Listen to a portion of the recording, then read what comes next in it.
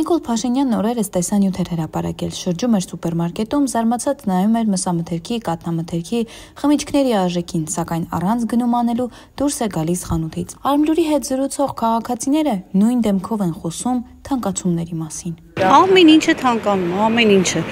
աստիճանական, ոչ մի անգամ չի եղել, որ էժանանա, որ փողը արժեք չունի, 20,000 դրամով բան չես առնում։ Հայաստանում թուրքական ներդրումները ողջունող էկոնոմիկայի նախարարի օրոք համատարած թանկացումները խաթարել են քաղաքացիների առօրյան։ 2025 թվականի սեպտեմբերին 24 թվականի սեպտեմբերի համեմատ Հայաստանում արձանագրվել է սննդամթերքի եւ ոչ ալկոհոլային խմիչքի 5.8%, իսկ 25 թվականի օգոստոսի համեմատ 0.3% գնաճ։ Այս մասին վկայում են վիճակագրական կոմիտեի ներկայացված տվյալները։ Թոշակառուները գնումներ քիչ են անում, թոշակն են խնայում, որ կարողանան ապրել մինչև հաջորդ ամիս։ Թոշակը բավականացնում է, օրինակ տան ամսվա առևտուրանները։ Ոչ։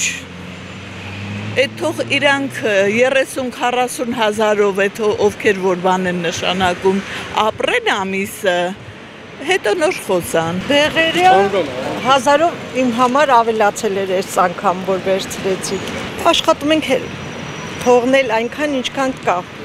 տեղավորվել թոշակի գների մեջ։ Փառք Աստծո ոչ։ Աշխատանքով ապրողներն անվերջ բողոքում են, որ թանկացում է մեղադրում իշխանությանն ու քայլում առաջ։ Չեն մոռանում նաև գույքահարկը, քառակուսի մետրով հաշվարկվող աղբահանության արժեքի բարձրացումը, պնդում, որ վճարում եւ փոխարենը ոչինչ չեն ստանում։ Թանկացում օրինակ գույքահարկ, համատիրություն,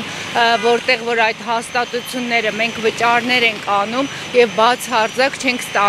ստանում դրա դիմաց ոչ հարգանք, ոչ ծառայություն։ Պաշտոնական տվյալներով Հայաստանում գույքահարկի նոր սանդղակով հարկվելու է 432,000 բնակարան։ 2026 թվականին, երբ օրենքն ամբողջությամբ ուժի մեջ մտնի, անշարժ գույքի հարկից գոյացած ընդհանուր հարկային մուտքերը կկազմեն ավելի քան 40 միլիարդ դրամ, ներկայիս 9 միլիարդի փոխարեն։ Տնտեսագետները պնդում են, որ օրենքի ամբողջությամբ գործարկվելուց հետո Երևանի կենտրոնում գտնվող 1 սենյականոց բնակարանի գույքահարկը կկազմի տարեկան 200-ից 250,000 դրամ, 2-ից 3 սենյականոցինը 400,000 դրամ եւ ավելի։ Հարկ է նշել, որ Հայաստանի Հանրապետությունում սպառողական շուկայում 12-ամսյա գնաճը կազմել է 3.7%։ 25 թվականի սեպտեմբերին 24 թվականի սեպտեմբերի համեմատ Հանրապետությունում հացի գինն աճել է 5%-ով, ալյուրինը 7.2%-ով։ Թռչնամսի գինը 2025 թվականի սեպտեմբերին 24 թվականի սեպտեմբերի համեմատ աճել է 1.9%-ով, տավարի, գարան եւ խոզի մսերը համապատասխանաբար 3.1%-ով, 4.9%-ով եւ 9.4%-ով։